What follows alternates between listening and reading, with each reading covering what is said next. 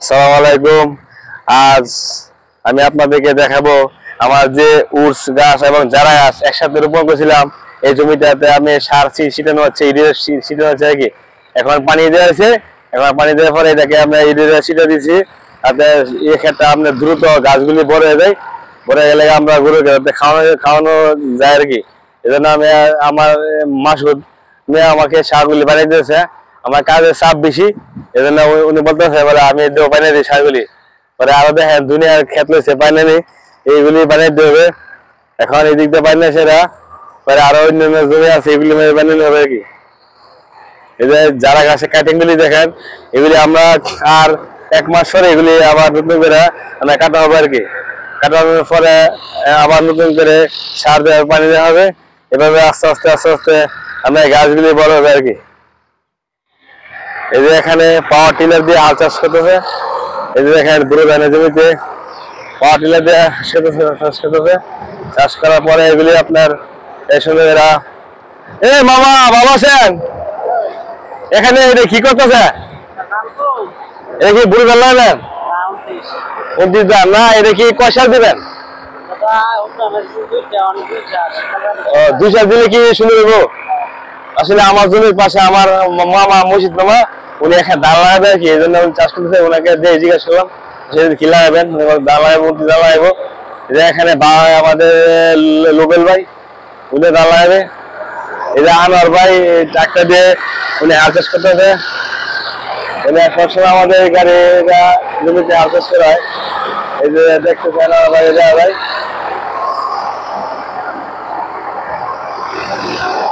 ভালো ভালো জমিটাকে চাষ করবে।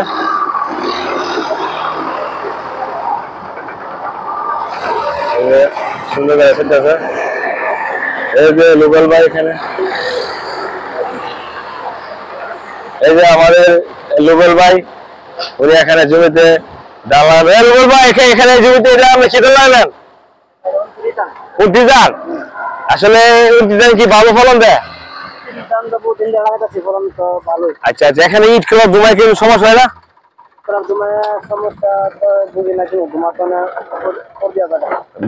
দক্ষিণে যখন বাতাস তখন তো জমিতে লাগে, তখন কি ধানে ক্ষতি হয় না? এই যে আমার জমির পাশে দেখেন ধান লাগাই, আমি এখানে গাছ চাষ করছি। এটা হচ্ছে আমার একটা 4 লাখ আছে জমিটা। এই জমিতে পানি দিয়েছি, এখন শ্বাস খুঁজে দিয়েছি। একলা তো বানিয়ে সম্ভব না, আমি এখানে আবার আমি বানিয়ে দিয়েছি সাথে, তবে তাড়াতাড়ি জমিতে বানিয়ে যাই। আর অনেক কাজ আছে, ধানের জমিতে সার ছিটে দেবো। এখন এই গাছের জমিতে সাজিয়েছি, এগুলো যারা কাটিং গাছ লাগাইছিলাম, যারা উস একসাথে দিয়ে লাগাইছিলাম আর কি। দেখেন এখন উসটা কেটে ফেলেছি, এখন যাটা হচ্ছে আর কি। যাটা সার দেওয়ার পরে আমরা একদম সবুজ হবো আর কি, একদম একদম সবুজ হবো। সবুজ হলে গাছটা দ্রুত মারবো আর কি সার দেওয়ার ফলে। এই যে আপনারা যারা এখানে গাছ চাষ করবেন, এভাবে ধাপে ধাপে সার এবং পানি দিতে হবে, দিলে গাছগুলি তাড়াতাড়ি দ্রুত বড় হবে আর কি।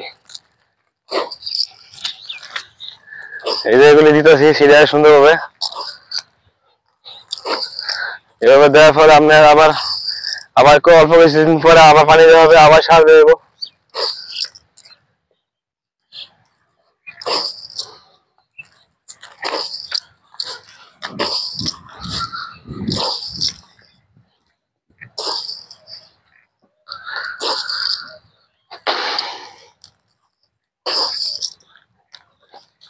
সেই স্টপ করো।